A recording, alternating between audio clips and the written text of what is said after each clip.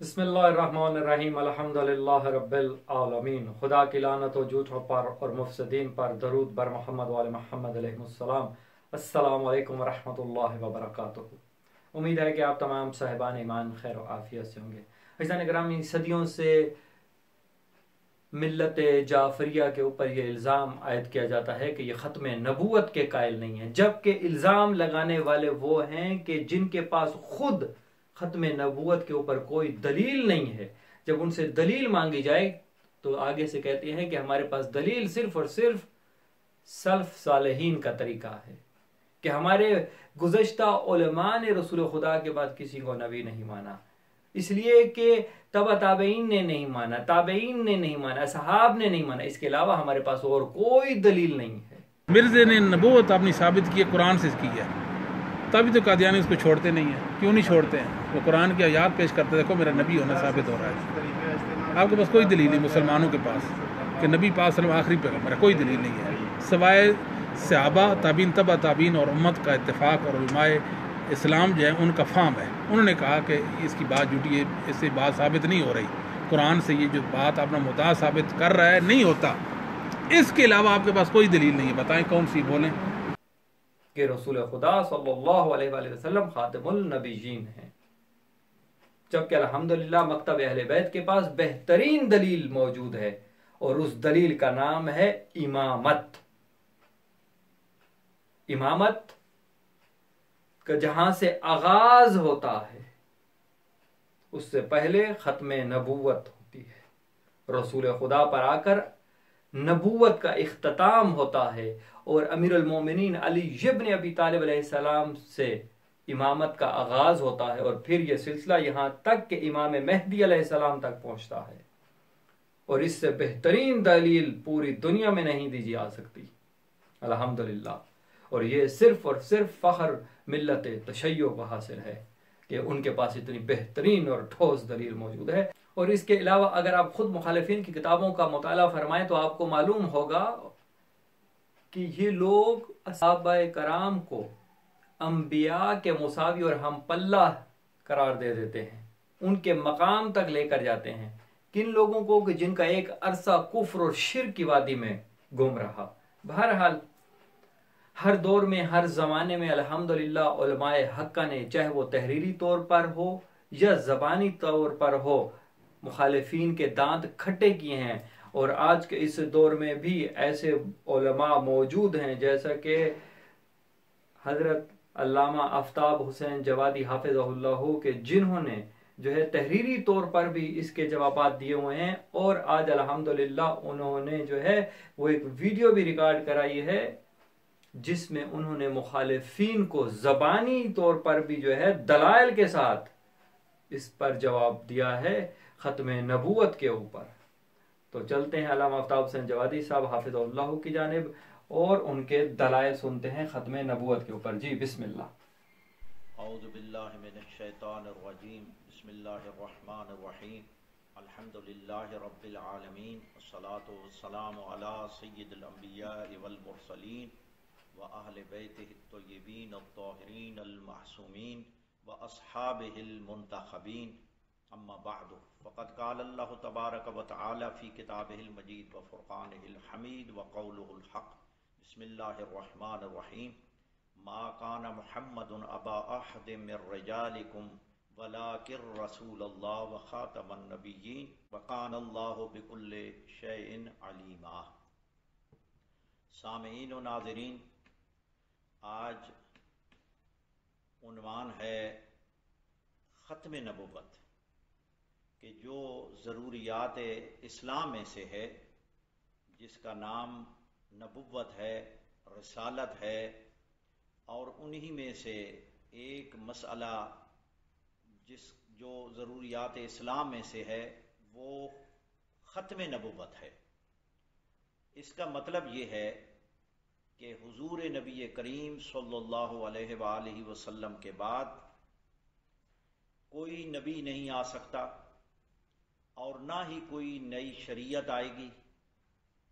जो भी हुजूर नबी करीम अलैहिस्सलातु व तस्लीम के बाद खा इस दौर में हो یا حضور نبی کریم صلی اللہ علیہ وآلہ وسلم کے دنیا سے جانے کے فوراً بعد کسی نے دعوی نبوت کیا ہو یا کسی بھی زمانے میں دعوی نبوت کیا ہو، وہ بندہ دائرہ اسلام سے خارج ہے، اور تعلیمات محمد و آل محمد سے جو پتہ چلتا ہے وہ یہ ہے، تعلیمات محمد و آل محمد سے جو بات ثابت ہوتی ہے وہ یہ ہے کہ وہ بندہ واجب القتل ہے۔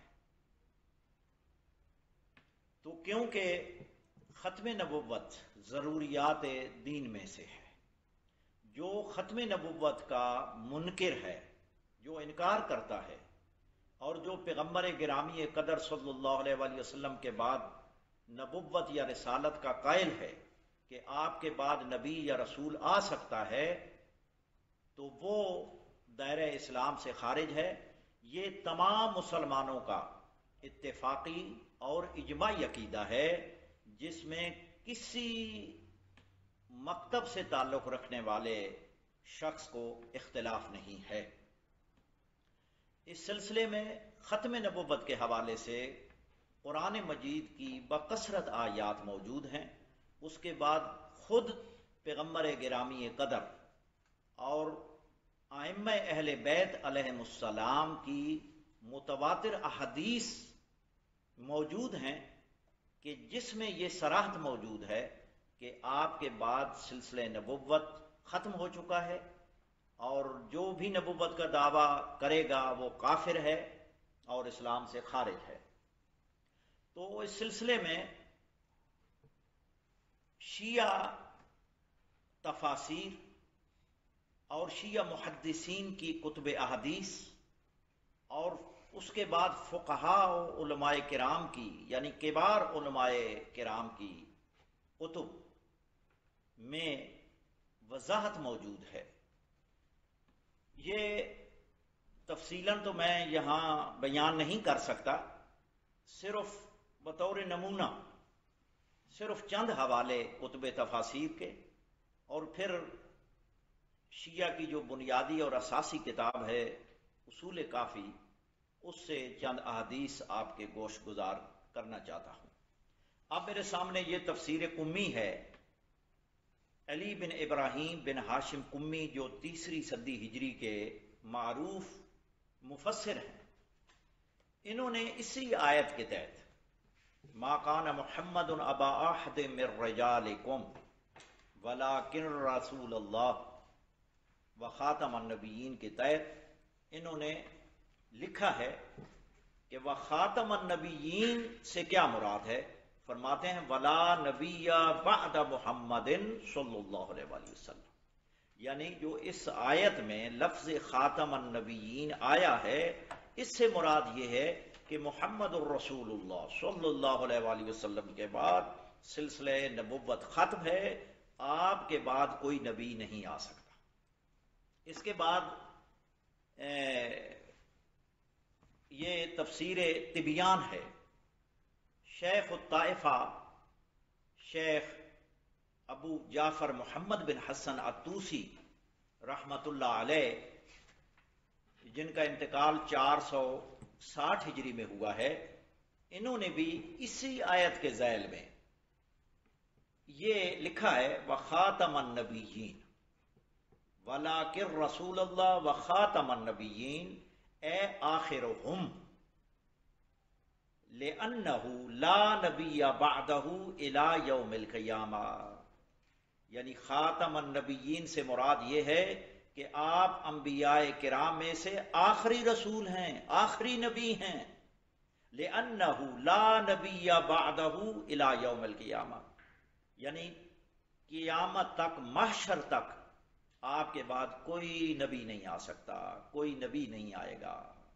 اس کے بعد یہ تفسیر ہے علامہ شیخ ابو علی فضل بن حسن طبرسی رحمت اللہ علیہ، یہ 6 صدی ہجری کے محدث ہیں، جن کی ایک تفسیر مجمع البیان بھی ہے، یہ ان کی تفسیر جوامع الجامع ہے۔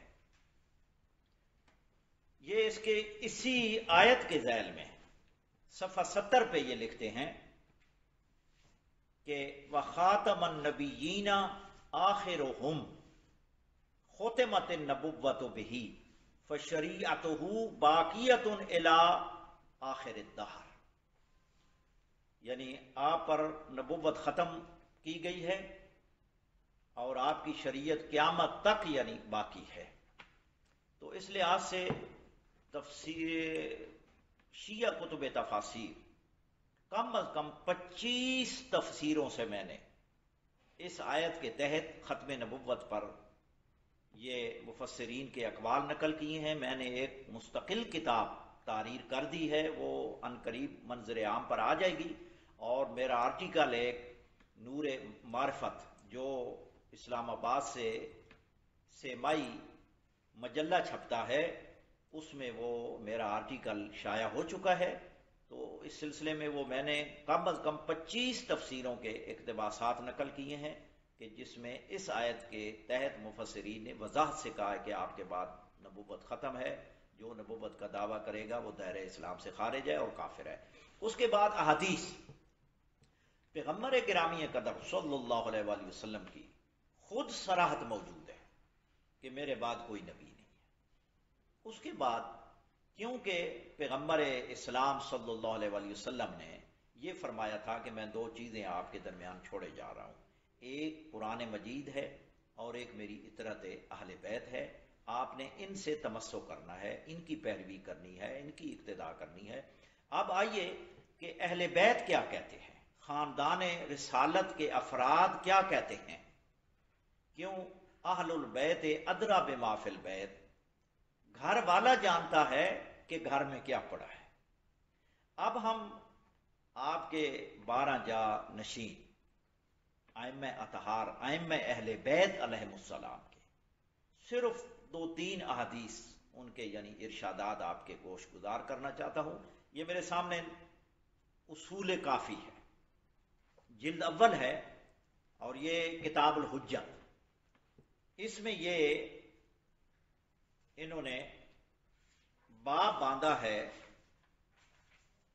باب و جہات علوم الائمہ علیہم السلام، اس کی یہ پہلی حدیث ہے، اور تسلسل کے اعتبار سے 682 نمبر حدیث ہے، اور پوری سند موجود ہے۔ جو بھی میں آپ کے گوش گزار احادیث آپ کے گوش گزار کروں گا وہ سند کے اعتبار سے بالکل صحیح ہے۔ یہ میں نے اپنی کتاب میں جو بھی احادیث تحریر کی ہیں وہ فنی اعتبار سے، اسنادی اعتبار سے مستند احادیث میں نے نقل کی ہے، تاکہ احادیث میں کسی قسم کا شک و شبہ نہ رہے، سند کے اعتبار سے وہ صحیح ہے۔ یہ حدیث پوری سند موجود ہے، محمد بن یحییٰ عن احمد ابن محمد عن محمد ابن اسماعیل عن عمہ حمزہ بن بزیع عن علی السعید عن ابی الحسن الاول موسیٰ علیہ السلام، یعنی یہ پوری سند ہے۔ حضرت امام موسیٰ کاظم علیہ السلام کا ارشاد ہے، جو 7ویں امام ہیں، وہ ارشاد فرما رہے ہیں۔ حدیث تھوڑی لمبی ہے، میں صرف وہ اقتباس نقل کروں گا جو ہمارا جو موضوع ہمارا زیر باس ہے، کہ امام علیہ السلام آخر میں فرماتے ہیں وَهُوَ أَفْضَلُ عِلْمِنَا، یعنی علم کی اقسام بیان کرتے ہیں نا، کہ ایک وہ علم ہے یعنی جو گزرا ہوا ہے، وہ بھی ہم جانتے ہیں، وہ یعنی ہمارے سامنے واضح ہے۔ فَأَمَّا الْمَاضِي فَمُفَسَّرٌ وَأَمَّا الْغَابِرُ فَمَزْبُورٌ وَأَمَّا الْحَادِثُ فَقَذْفٌ فِي الْقُلُوبِ وَنَقْرٌ فِي الْأَسْمَاعِ وَهُوَ أَفْضَلُ عِلْمِنَا، یعنی آخری جو جملے ہیں وہ یہ ہیں وَلَا نَبِيَّ بَعْدَ نَبِيِّنَا، ہمارے نبی اکرم، ہمارے نبی صلی اللہ علیہ وآلہ وسلم کے بعد کوئی نبی نہیں ہے، کوئی نبی نہیں آئے گا، آپ کے بعد ختم نبوت یعنی نبوت ختم ہو چکی ہے۔ اس کے بعد دوسری حدیث ہے بافی ان الائمتا بمن یشبہون ممن مضا و کراہیت القول فیہم بالنبوہ. اس باب کی حدیث نمبر 2 ہے اور مسلسل جو نمبر ہے وہ ہے 698 نمبر حدیث ہے. اس میں امام جعفر صادق علیہ السلام چھٹے امام علیہ السلام ارشاد فرماتے ہیں کہ انما الوقوف علینا فی الحلال والحرام، یعنی ہم پر حلال اور حرام کا آگاہ کرنا ہے.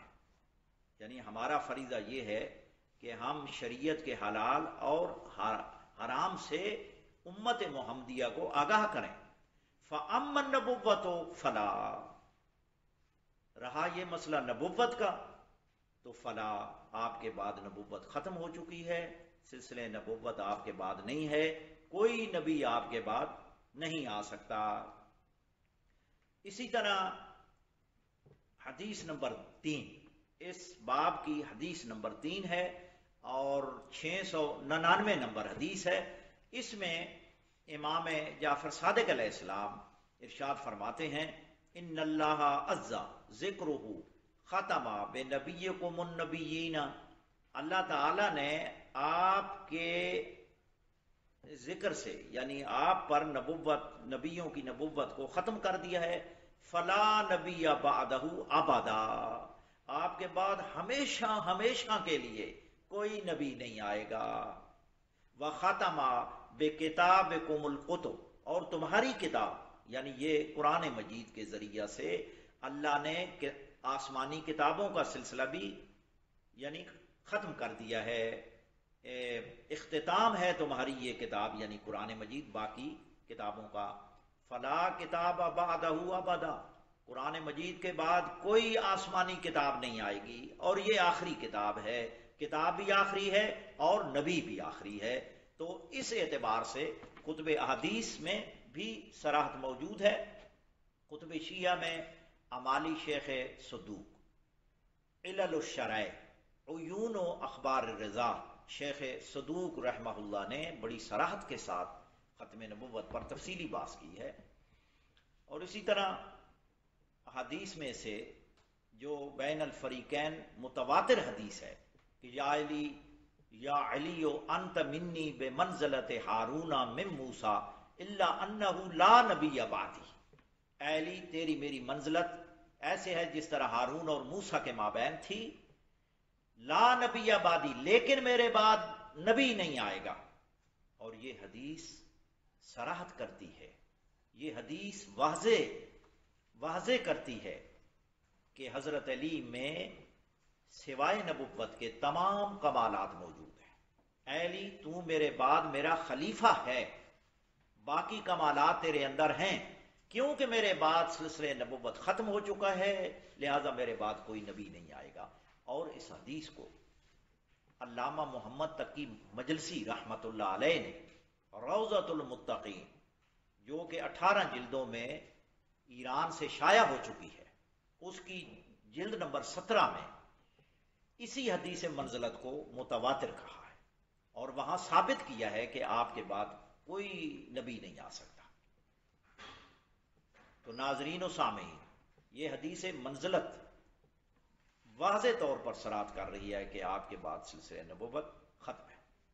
تو اسی طرح تمام مسلمانوں نے، شیعہ سنی جو بھی مکاتب فکر ہیں، سب کا اتفاق ہے کہ پیغمبر گرامی کے بعد کوئی نبی نہیں آ سکتا. اور جب مرزا قادیانی ملعون نے نبوت کا دعویٰ کیا تھا، نبی ہونے کا دعویٰ کیا تھا، تو تمام مسلمانوں نے بلا تفریق و مذہب، تمام مسلمانوں نے مل کر اس کو دائرہ اسلام سے خارج قرار دیا اور ان کو کافر قرار دیا ہے. تمام علماء نے تحریری رد بھی کیا، اس کا تحریری کام بھی کیا کتابی صورت میں، اور اپنی یعنی بیانات اور تقاریر کے ذریعے بھی اس خبیث کا رد کیا ہے. اسی طرح شیعہ علماء نے سر فہرست علامہ سید علی حائری لاہوری، انہوں نے مرزا احمد قادیانی کے رد میں مستقل کتابیں لکھی ہیں، اور ان کی تمام کتابیں اکثر تو فارسی میں ہیں اور کچھ اردو میں ہیں، وہ میرے کتب خانے میں موجود ہے۔ مثال کے طور پر انہوں نے ایک کتاب فارسی میں لکھی ہے غایت المقصود، اور اس کی 4 جلدیں ہیں۔ یہ 4 جلدوں میں مرزا قادیانی کے رد میں علامہ سید علی حیری رحمۃ اللہ علیہ نے کتاب لکھی ہے۔ اس کے بعد انہوں نے تبصرۃ العقلاء لکھی ہے کہ جب قادیانی مرزا غلام احمد قادیانی ملعون نے علامہ حیری کا رد لکھا تو اس نے حضرت امام حسین علیہ الصلوۃ والسلام کی توہین کی۔ جب اس نے نواسہ پیغمبر کی توہین کی تو علامہ سید علی حیری نے اس کے رد میں اپنی ایک کتاب لکھی وسیلۃ المبتلا لدفع البلاء، کہ جس میں حضرت امام حسین علیہ السلام کی افضلیت کو ثابت کیا اور ان کے مقام اور مرتبہ کو واضح کیا ہے کہ اے مرزا، تو سید الشہداء امام حسین علیہ السلام کی توہین کرتا ہے جو کہ پیغمبر کے نواسے ہیں، اور تو خود یعنی گستاخ رسول بھی ہے اور پھر گستاخ حسین بھی ہے۔ اس کے بعد انہوں نے بہت سی کتب تحریر کی ہیں۔ اس کے بعد مرزا، یہ حقیقت ہے کہ جس بندے کے پاس کوئی دلائل نہ ہو، قرآن و سنت سے عقل سلیم کی روشنی میں کوئی دلائل موجود نہ ہو، دلائل سے عاری ہو، تو پھر وہ زبان درازی کرنے لگ جاتا ہے۔ اسی طرح مرزا نے اپنی کتابوں میں علامہ سید علی حیری رحمہ اللہ کو گالیاں دی، جس کا اعتراف یہ انہوں نے کیا ہے حضرت